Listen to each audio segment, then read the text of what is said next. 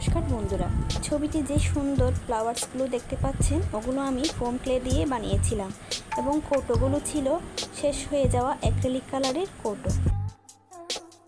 আজ দুপুরে হঠাৎ দেখলাম মাঝখানে কৌটোতে যে সাদা ফুলগুলো বানিয়েছিলাম ওগুলো কৌটোতে আর নেই।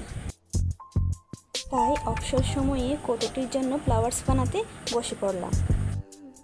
প্রথমে আমি সবুজ কালার ক্লে দিয়ে ঢালগুলো বানিয়ে নিচ্ছি। এবার আমি পাতাগুলো বানিয়ে নিচ্ছি। আপনারা চাইলে একটি প্লাস্টিক বিছিয়ে সেটির উপরেও করতে পারেন, তবে আমার হাত দিয়ে করতেই সুবিধে লাগে।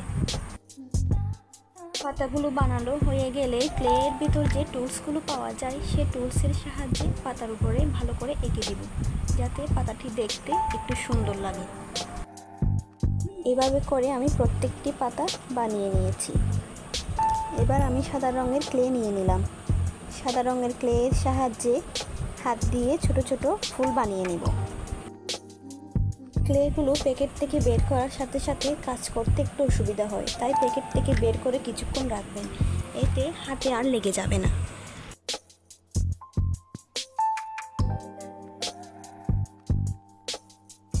এভাবে করে আমি প্রত্যেকটি ফুল বানিয়ে নিলাম। আমি প্যাকেট থেকে বের করার সাথে সাথে কাজ করেছি বলে একটু হাতে লেগে লেগে যাচ্ছে।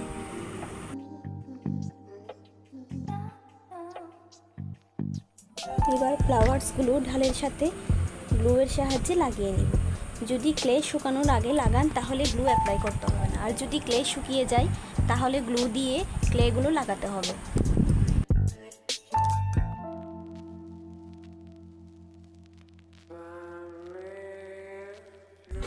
এভাবে করে আমি প্রত্যেকটি ঢালে ফুল এবং পাতাগুলো লাগিয়ে নিলাম। আপনারাও চাইলে আপনাদের অবসর সময়কে এভাবে কাজে লাগাতে পারেন। আমি আমার অবসর সময়ে এই ধরনের কাজগুলো করে থাকি, এতে আমার সময় খুব ভালোই কেটে যায়। আপনারা আপনাদের অবসর সময়ে কে কী করেন কমেন্টসে জানাবেন। আর হ্যাঁ, অবশ্যই ভিডিওতে লাইক কমেন্ট করে পাশে থাকবেন এবং বেশি করে শেয়ার করে দিবেন। যদিও এটা আমার প্রথম ভিডিও, অনেক ভুল ত্রুটি হতে পারে, আপনারা সবাই ক্ষমা সুন্দর দৃষ্টিতে দেখবেন। আমার ভিডিওটি আজকে এখানেই শেষ করলাম। সবাই ভালো থাকবেন, ধন্যবাদ।